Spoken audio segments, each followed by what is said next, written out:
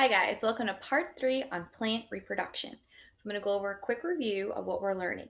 The main thing is plant reproduction is the idea that the plant needs to make more plants, so they're going to reproduce, as in they're going to produce more offspring, as we call what comes after, like the children. So how do they produce those quote unquote children? In this case, we think of the children as a seed. So where does a seed come from? So we're using our terms like plant reproduction, and that means how do they produce their offspring? How do we get more plants? So we went over in some detail the body of the flower, what all the jobs are that they're doing. So part of the growth of the flower, and we think about it as it starts as that little seed. So that seed begins and it starts to sprout. And from there, all these things have to come into place in order for the flower or the plant to survive. Not all plants have flowers, so we're focusing on plant reproduction and flowering plants. So it does change a little bit depending on what kind of a plant we are discussing. In this case, a flowering plant. This part's usually the same. We have the roots that absorb the soil, the water, and hold the plant in place. We have the stem that keeps it standing strong, as well as transports those nutrients and water up to the other parts of the flower.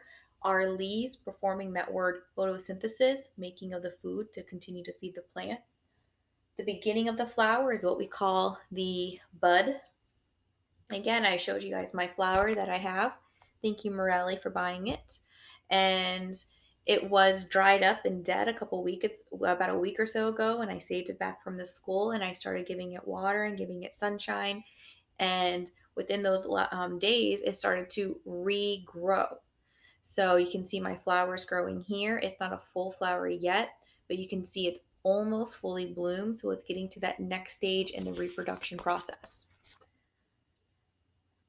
So as it's budding, it eventually becomes a full flower. Now we think about the flower as the many parts over here. It has the male and the female as what we're going to say the sex organs. So the male parts, the female parts. Again, these are the sex organs, and it is what are they doing to produce their offspring, the seeds.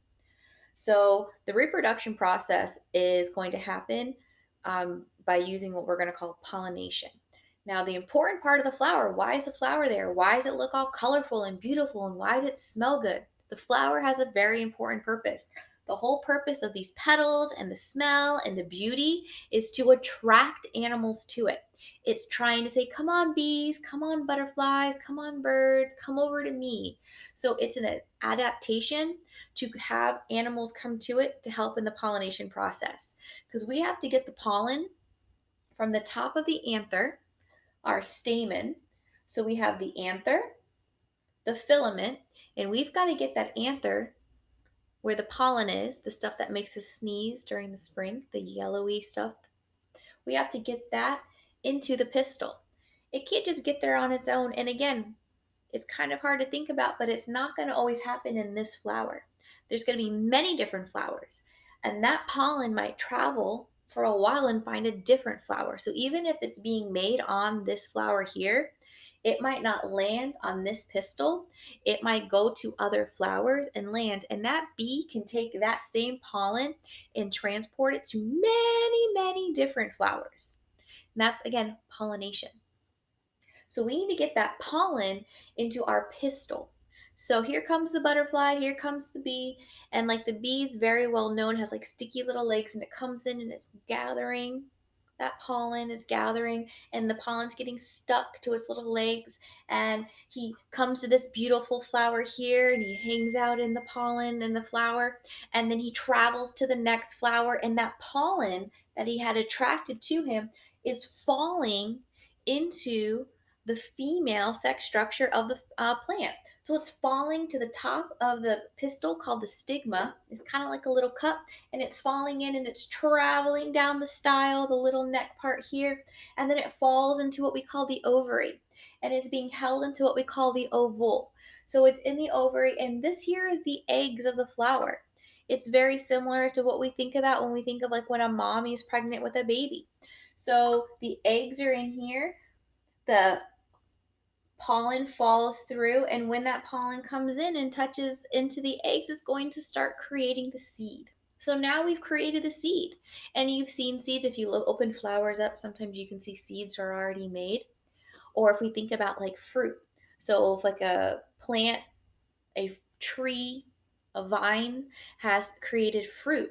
Well, why is the fruit there? Why would a plant make fruit? It's for survival. I just made this delicious apple on my tree. Why? Because now I'm an animal. I'm coming over and I'm going to eat that apple. Delicious. Where do the seeds go? Probably inside the belly of the animal. So now I'm an animal, and after I eat, what am I going to do? I'm going to poop. So I'm an animal, I'm a bear, and I poop.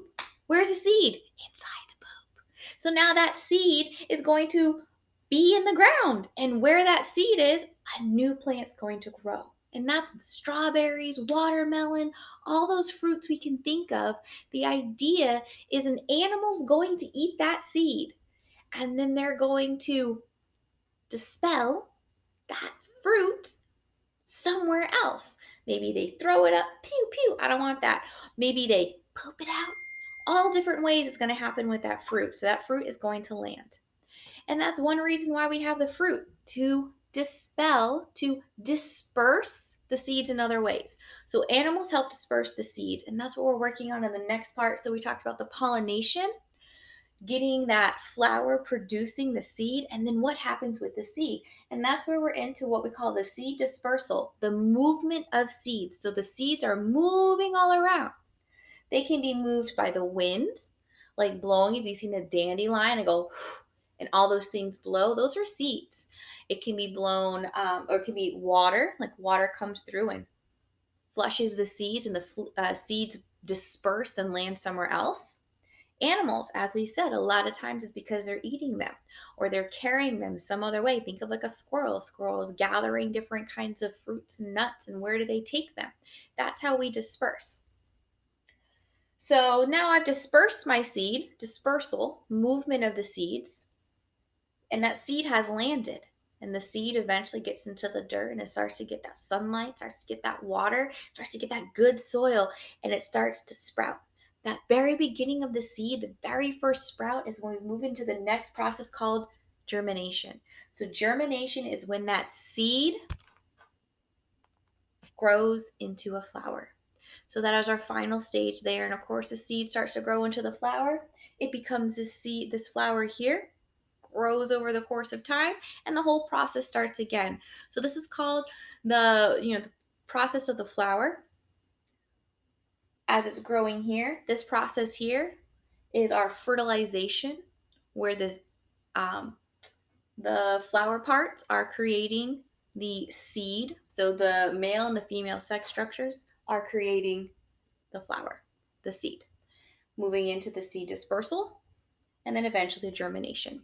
So you guys will be having a quiz on this. So you're thinking about all those words, the purpose of all the steps. If you guys have any questions, let me know. Hopefully you've enjoyed our part 1, 2, and 3 of plant reproduction. Check out the anchor chart that I'll attach below for more information.